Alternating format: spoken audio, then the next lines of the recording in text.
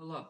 Today we are going to be looking at the letter that Benjamin Franklin wrote to Lord Howe on July 20th, 1776. Benjamin Franklin and Lord Howe exchanged several letters before and after the most important one that Franklin had sent on July 20th, 1776 to Howe. Franklin's fellow negotiator in London, David Barclay, had written him in March to say that Lord Howe was coming as a commissioner. On the way to New York, Lord Howe composed a letter to the colonial governors in which he enclosed a declaration to the American people. The letter informed the governors of his arrival and asked them to publicize the declaration, which announced that the commissioners were empowered to pardon those who promptly returned to their allegiance, and to declare any colony or part of it to be at peace, and promised to reward all who helped to restore order. On the 19th, the circular letter and the declaration were ordered published, and the next day Franklin was authorized to reply to Lord Howe. Franklin starts off by saying, directing pardons to be offered the colonies who are the very parties injured expresses indeed that opinion of our ignorance, baseness, and insensibility which your uniformed and proud nation has long been pleased to entertain of us, but it can have no other effect than that of increasing our resentment.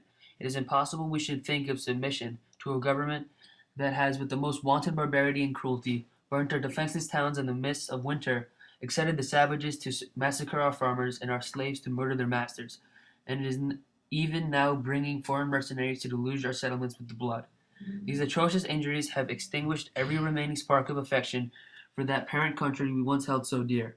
But where it is possible for us to forget and forgive them, it is not possible for you, I mean the British nation, to forgive the people you have so heavily injured.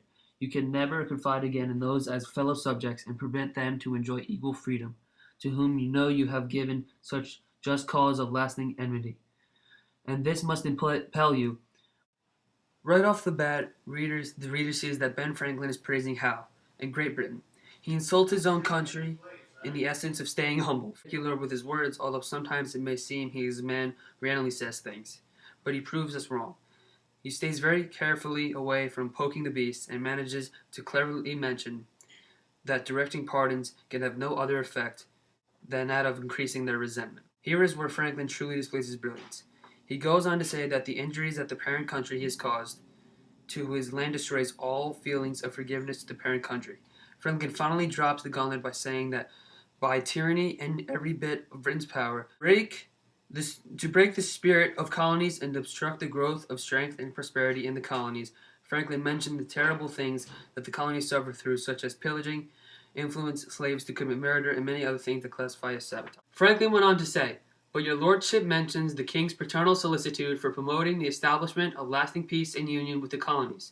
If by peace is here meant a peace to be entered into between Britain and America as distinct states now at war, and his majesty has given your lordship powers to treat with us of such a peace, I may venture to say, though without authority, that I think a treaty for that purpose not yet quite impracticable before we enter into foreign alliances, but I am persuaded you have no such power. Your nation, though by punishing those American governors who have created and fomented the discord, rebuilding our burnt towns and repairing as far as possible the mischiefs done us, she might yet recover a great share of your regard and the greatest part of our growing commerce, with all the advantage of that additional strength to be derived from her friendship with us. I know too well her abounding pride and deficient wisdom to believe she will ever take such salutary measures. Her fondness for conquest as a warlike nation, her lust of domination as an ambitious one, and her thirst for a gainful monopoly as a commercial one, none of them legitimate causes of war, will all join to hide from her eyes every view of her true interests, and continually goad her on in these ruinous distant expeditions, so destructive both lives and treasure, that most prove as pernicious to her in the end as the Crusades formerly were to most of the nations of Europe. Franklin uses some sarcasm as what he was famous for in the beginning of the paragraph. He started talking about how Howe mentioned peace from the king's solicitude, and Franklin shrugs him off. He feels insulted almost at this point.